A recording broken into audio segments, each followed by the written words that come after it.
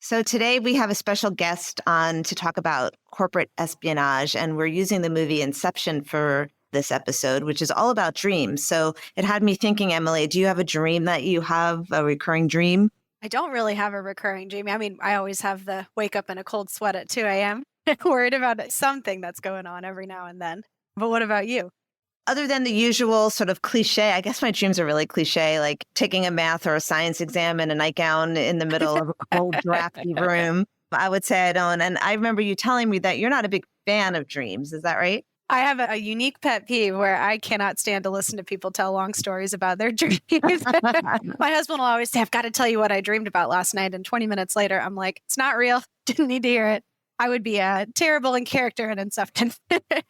Well, the dreams never really make a whole lot of sense anyway. That's right. But this episode does make a whole lot of sense. And there's some really good tips here for employers to think about in terms of protecting their data and ensuring that employees don't come in with another company's data and that they don't exit with your data. So listen on in.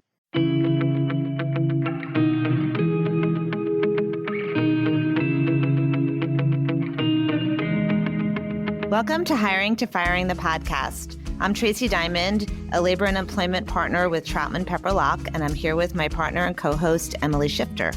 Together, we tackle all employment issues from hiring to firing. Today, we are thrilled to welcome as our guest Evan Gibbs, who is one of our partners in the labor and employment group, sits just down the hall from me here in Atlanta, and of course, was the esteemed prior co-host of this podcast. So, Evan, welcome, and we're glad to have you back. Thank you. Thank you. I'm glad to be here. So, Evan, why don't you tell us a little bit about what you've been doing since you left us at Hiring to Firing? Gosh, well, when I was still on the podcast, I guess pushing 3 years ago, I think, I started what's called the Corporate Espionage Response Team here at the firm, and we handle exactly what it sounds like, corporate espionage matters. So there's about 20 people on the team at this point. Is a mix of partners, and we're adding in some associates now. But we're from a bunch of different practice groups, from white collar to data privacy, our e-discovery attorneys, labor and employment, business litigation. We come from, I think it's a total of 6 different practice groups. Geographically, we're spread out all over the country, and we handle the investigations and lawsuits that come out of corporate espionage. And so for our purposes, our team, when we're talking about corporate espionage, we're talking about really the unauthorized sharing of company information for commercial purposes. And in our context, that information is taken by an insider, which is, we consider anybody who's been given access to that data, those documents, on a voluntary basis by the company. So, of course, like a lot of times it's employees. That's the most obvious suspect, but it also involves other individuals like, vendors or contractors who may come in to help some kind of project for the company, and they get access and they end up taking things. We can also be sometimes state actors, from other countries, and they may get access through someone else, or we've kind of seen it all the kind of crazy scenarios you might think of. But it's usually the information is then used by a competitor, whether it's a startup, which is what we see a lot of times. We might see an executive leave, take a bunch of stuff, and then start their own competing company. Or somebody may leave and take it to a well-established competitor, or they may share it again with, like a state actor or somebody like that. The motivations behind this are sometimes it's personal. They just really don't like the company. They want to, harm them in the marketplace, hurt the company. But a lot of times it's really, they're trying to eke out some kind of competitive advantage, either, again, starting a new company or helping a competitor unfairly. So that's primarily what I've been doing. So that's probably, I would say at this point, that's 90% of my practice at the firm. So I do those investigations and lawsuits kind of all over the place. So it's been busy. Evan and I have had the opportunity to work together on a couple of these cases over the last 6 months or so, and they move quickly.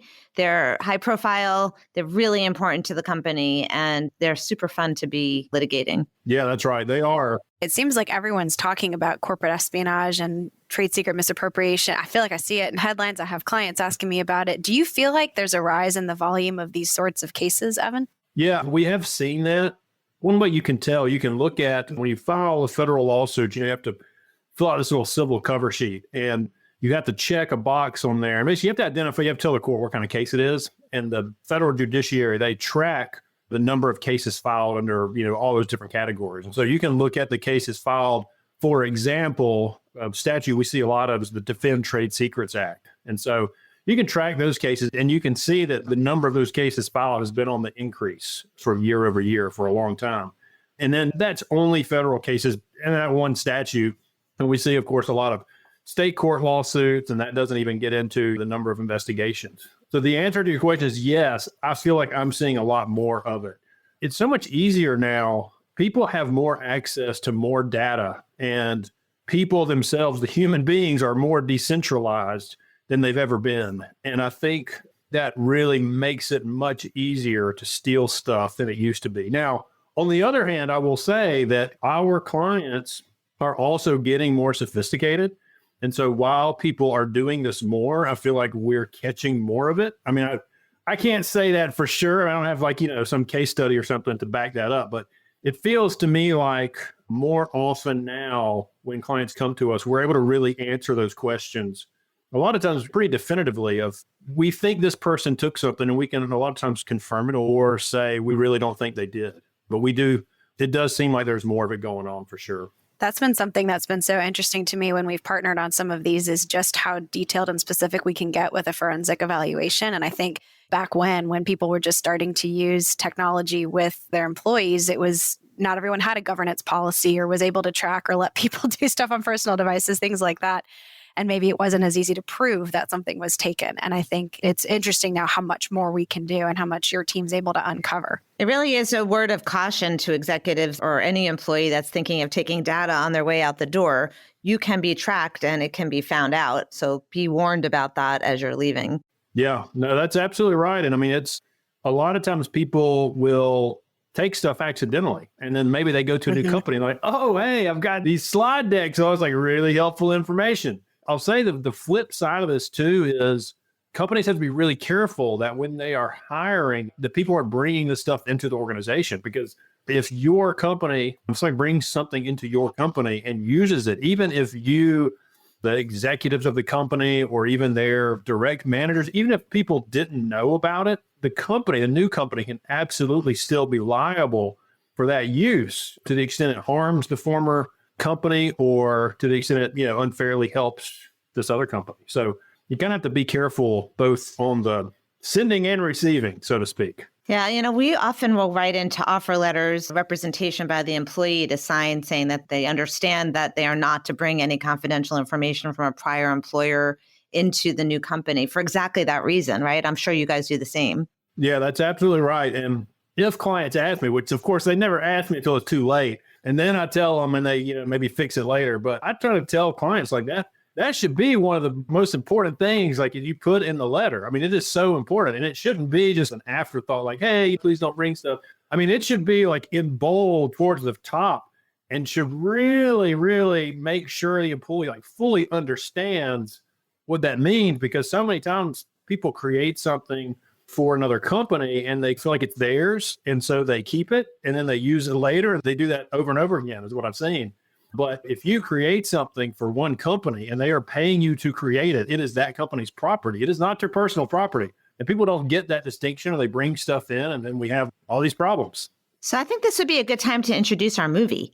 For this topic, we chose the movie Inception, the 2010 sci-fi movie written and directed by Christopher Nolan and starring Leo DiCaprio.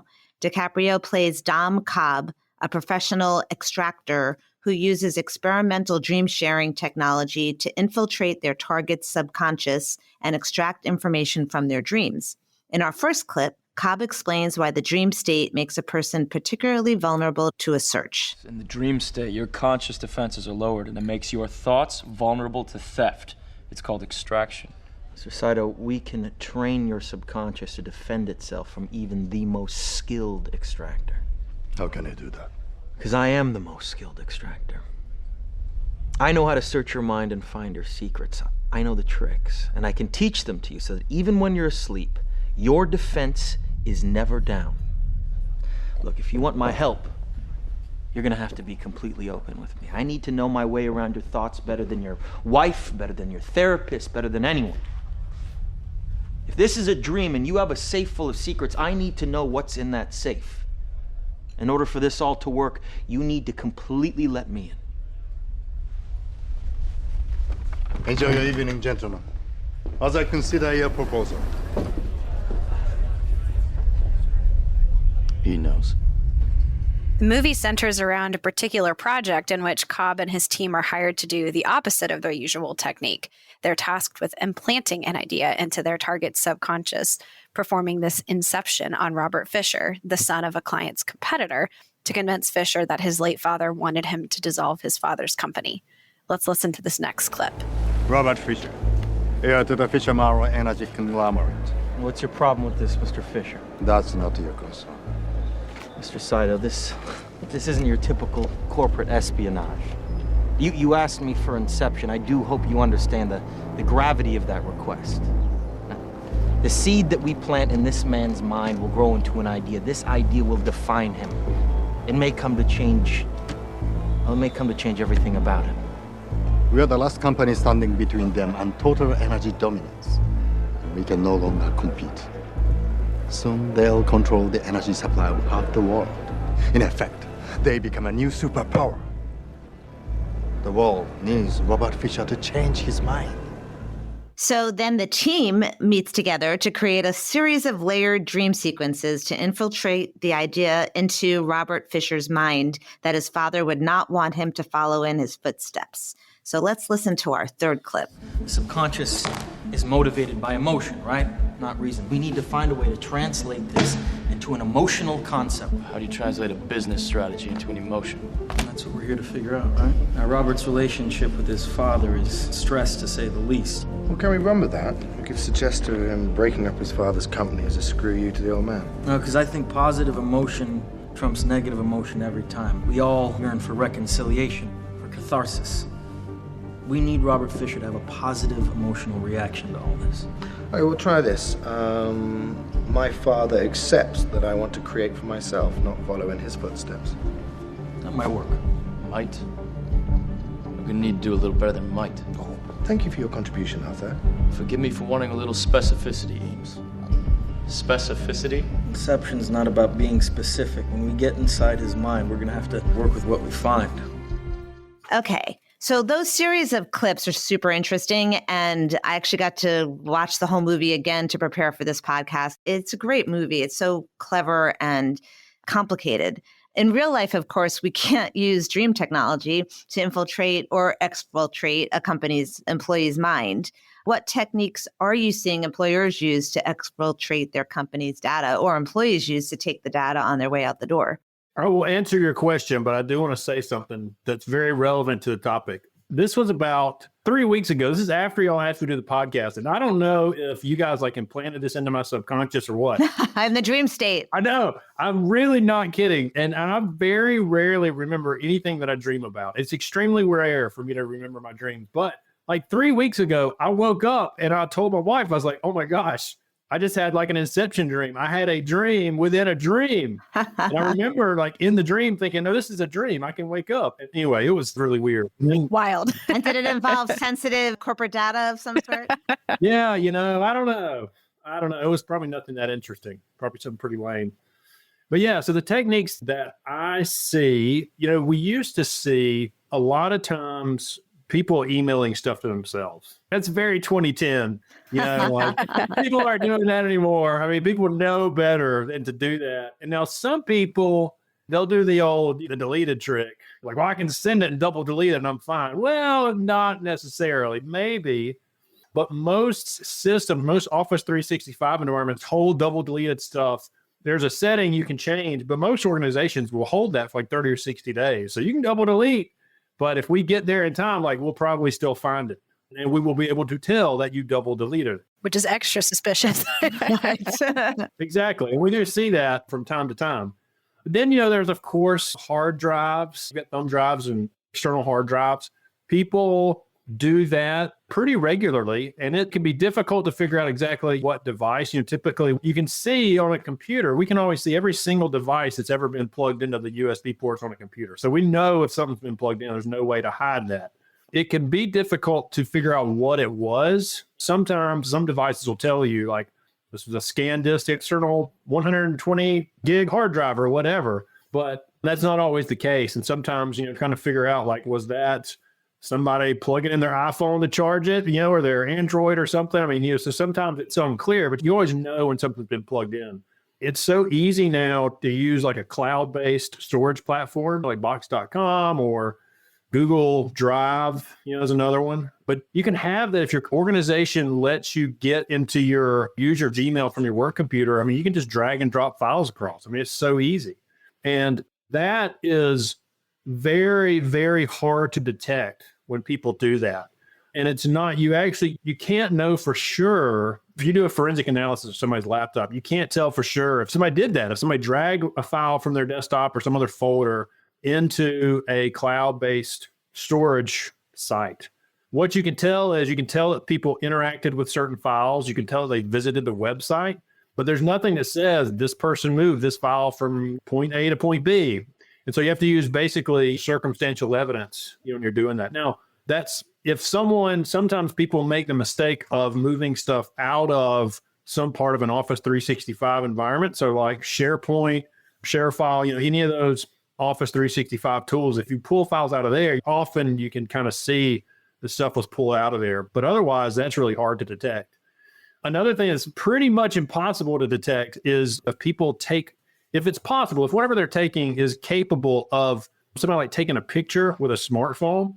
If they've got their own personal phone, they come in and they take a picture of their screen, and there's no way to detect that at all. I mean, unless they're you've got a security camera that's watching them, that you can't detect that. But that's usually not really, for obvious reasons, that's not really practical because, a lot of times the data is so big, you can't really, picture's not helpful. But in certain industries, it could be very helpful. You can do a video and scroll through, lines of code or whatever.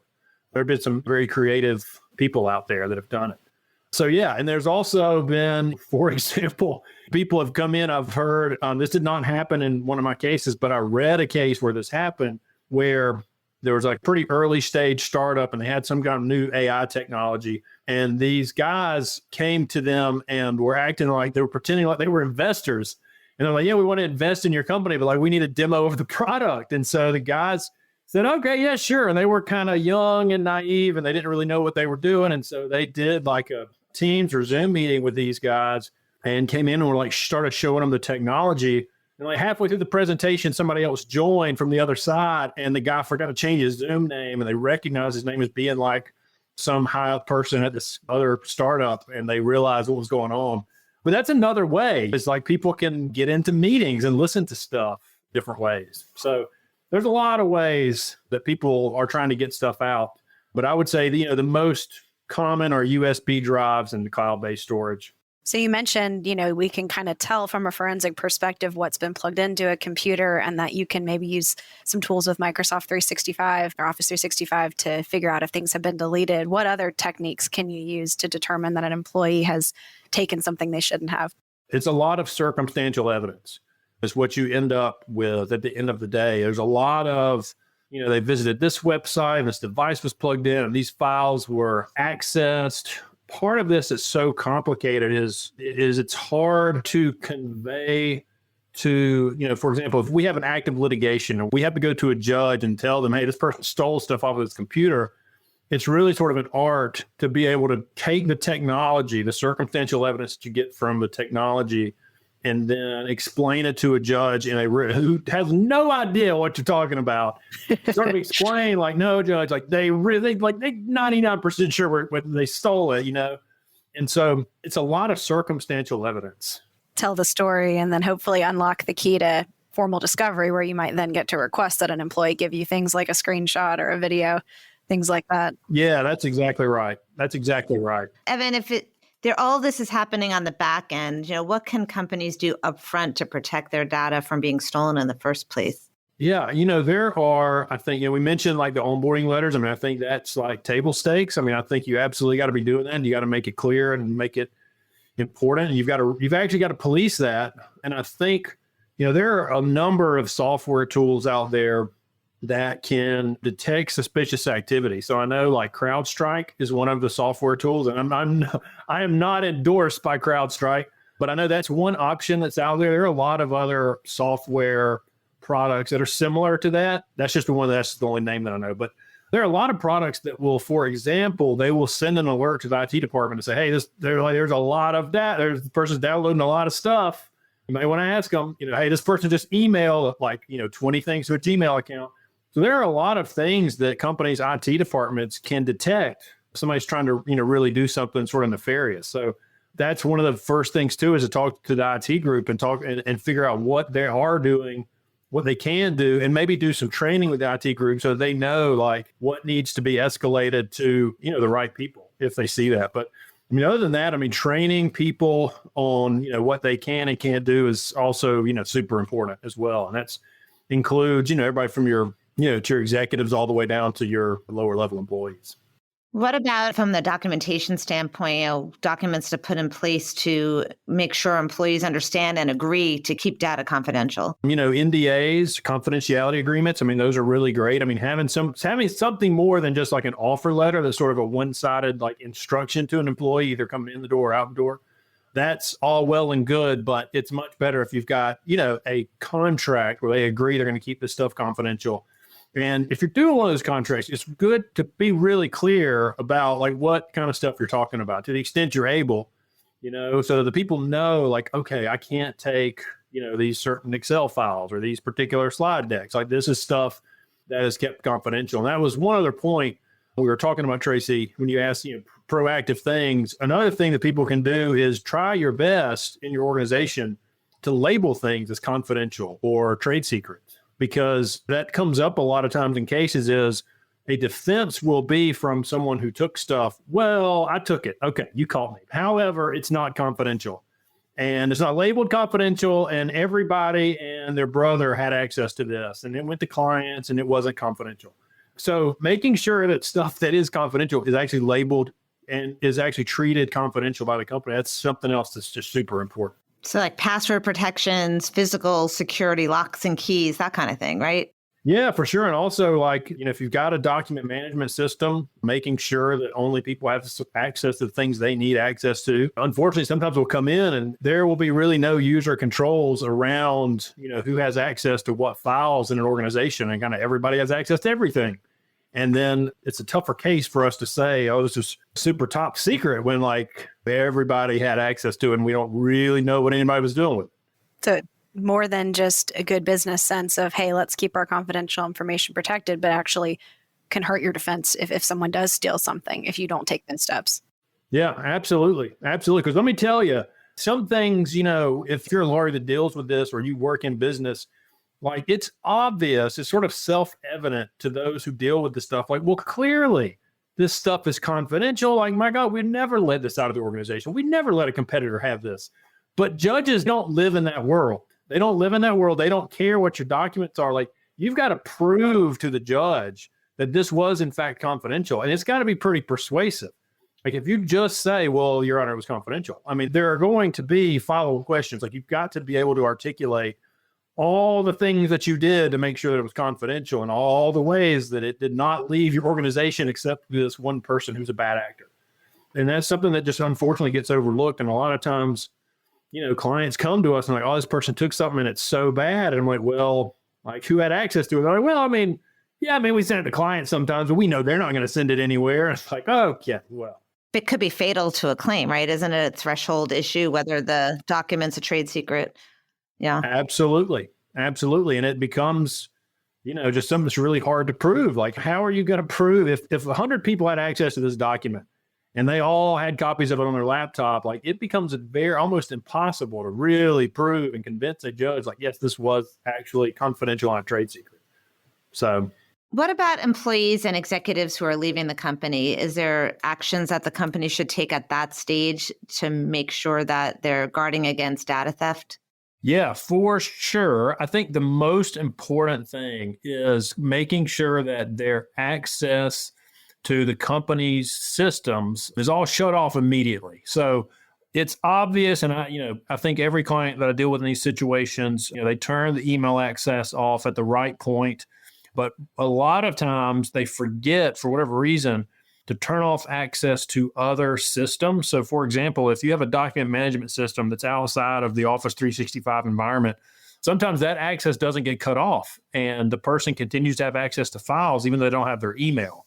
And so they can continue to access, some really highly confidential information after they left the company. And maybe it could be, weeks, days, months before somebody wakes up and realizes, oh, this person still had access. So we want to make sure their access is cut off to everything as soon as possible. And if it's somebody that's a really high value individual within the organization, you may not want to wait until their last day with the company. You may want to do it as soon as they tell you.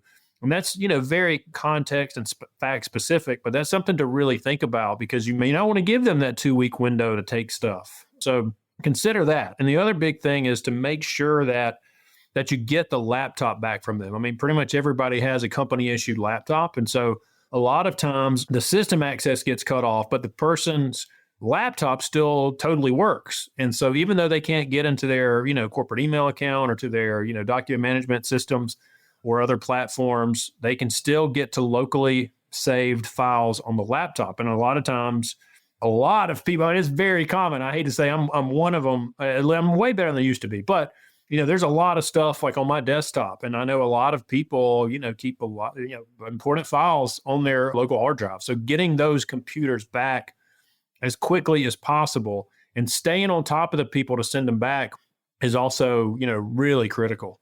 And if there's a way to remotely shut down their access, then you should, and then have them work with the IT department to get, their personal files off the computer because they're absolutely going to have some personal stuff they're going to want to get off. So, just be prepared for that. Sometimes the tension between clients that want to have a transition period with certain employees. So they want to be able to continue to give them access so that they can transition their duties. And then this concern about the potential for the employee to sabotage or steal data on their way out the door. I guess the only thing I can think of really to do is limit their access in some way if you really still need to give them some kind of access. Do you have any other thoughts about that? I think that's the answer is you've got to figure out what do they really need access to during this transition period? Is it just email? Can they live with everything else? And then you got to think, this might make it more of a pain for them to transition out. But, now we really are able to really very carefully monitor them on their, these sort of final stages. So, I think that's about the only answer is just trying to figure out what can you really shut off and still, be able to practically handle that transition phase. It's a great point. I feel like I often have clients who think that the transition's a good idea, but in reality, once you tell somebody they're out, they're not always as helpful as you'd like them to be. And so sometimes the better approach is just to say, hey, agree to remain available for questions, but you don't need to have access to anything. And, you can just tell us where things are. Absolutely. I 100% agree with that. I think oftentimes the clients think that they need more of a transition than they really need. And even if the employee is being cooperative, it usually doesn't take as long to transition them out as employers think it's going to take. We're all replaceable. That's right. So we have an employee that steals the company's data. Describe for us, Evan, the type of litigation that may ensue at that point. Yeah, I mean, we typically, we do the investigation. We feel really confident that the person took it and that we can prove it. Then if the client if it's important enough to the client, then we would file a lawsuit in state or federal court. And we typically would file in connection with that request for a preliminary injunction. And so we would ask the judge, hey, judge, make this person, for example, if we're talking about an employee, may say, judge, enter a court order that says this person cannot work at that company, for a month or whatever while we sort of sort this out, or find they can't work for them at all because they've stolen our stuff and we see that they've, given it to this other company. Often in these cases, we also have restrictive covenants like non-competes and non-solicitation provisions. And so a lot of times in connection with the trade secret theft claim, we're also trying to enforce some kind of, contract as well. But that's typically how it works. And it goes really fast. Like when you file a request for a preliminary injunction, the courts treat that as an emergency filing. And so you're usually in court. I mean, I think the fastest I've ever been in court was 3 days from the date I filed, and the judge said, be here in 3 days and basically put on all your evidence and, show me why I should give you this injunction. The longest was probably, like 2.5 weeks or so. So it just really depends. It kind of depends on the court schedule, but it's fast. I mean, the courts sort of clear their calendar for these cases and will get you in front of the judge really quickly. So They move fast, and yeah, that's typically. Then after that, once the injunction piece is over, it becomes just a normal lawsuit. Whether you win or lose on the injunction, the case will typically proceed all the way through a trial, if you need to. But they often will settle sometime after the preliminary injunction hearing. We talked a little bit in the beginning about why it's important for new employers to be proactive about making sure that they're not on the back end of one of these suits. Having language in offer letters and agreements, things like that.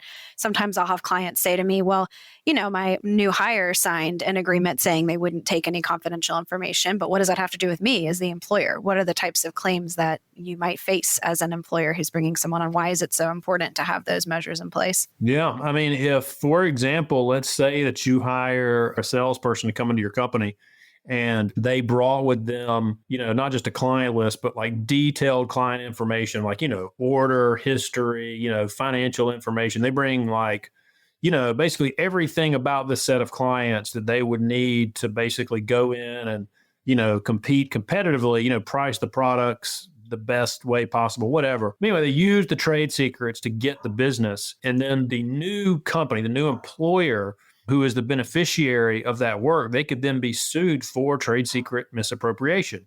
Now, you can put up a defense, hey, we company did not know that this was going on, but that defense is probably not going to fly. The company from which the information was stolen, they'll have a right to get back that money that was lost. They can prove that, the new company was unjustly enriched or, unfairly secured these profits. But they can absolutely get a judgment for those damages. And so, we see the trade secrets claims under state and federal law. We see tortious interference with business relationships or with, contractual relationships. You see those types of claims. You see sometimes like civil conspiracy claims. You see all kinds of stuff. There are a number of claims that can be brought in these circumstances against a company who receives information. It's really very important. It can be a very, very costly issue if it sort of gets out of control and there are real damages. Well, this has been a really important message for us, our clients, to hear, and we really appreciate you taking the time to come back to your roots here at Hiring to Firing, Evan. Absolutely. It's been a pleasure having you on. Thank you to our listeners for listening in. Shoot us an email, let us know what you think, and give us some ideas for some future episodes. Thanks for listening. Copyright Troutman Pepper Locke, LLP. These recorded materials are designed for educational purposes only. This podcast is not legal advice and does not create an attorney-client relationship. The views and opinions expressed in this podcast are solely those of the individual participants. Troutman does not make any representations or warranties, expressed or implied, regarding the contents of this podcast. Information on previous case results does not guarantee a similar future result. Users of this podcast may save and use the podcast only for personal or other non-commercial educational purposes. No other use, including without limitation, reproduction, retransmission, or editing of this podcast may be made without the prior written permission of Troutman Pepper Locke. If you have any questions, please contact us at troutman.com.